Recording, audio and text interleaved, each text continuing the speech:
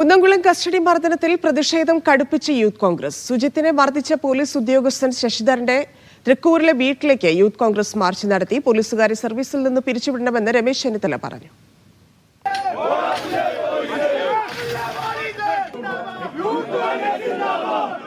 സുജിത്തിനെ മർദ്ദിച്ച ശശിധരന്റെ തൃക്കൂരിലെ വീട്ടിലേക്ക് യൂത്ത് കോൺഗ്രസ് നടത്തിയ മാർച്ചിൽ ഉന്തും തള്ളുമുണ്ടായി.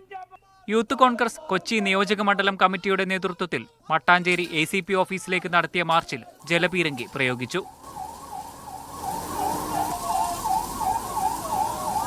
മുൻ ആഭ്യന്തരമന്ത്രി രമേശ് ചെന്നിത്തല മർദ്ദനമേറ്റ VS സുജിത്തിനെ സന്ദർശിച്ചു.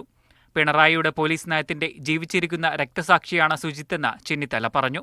ഇതോടുകൂടി നീ കേരളത്തിൽ പോലീസ് സ്റ്റേഷനുകളിൽ പാവപ്പെട്ട ഒരു മനുഷ്യനെയും ഇഞ്ചിഞ്ചായി ചതയ്ക്കുന്ന അവസരം ഉണ്ടാകരുത്.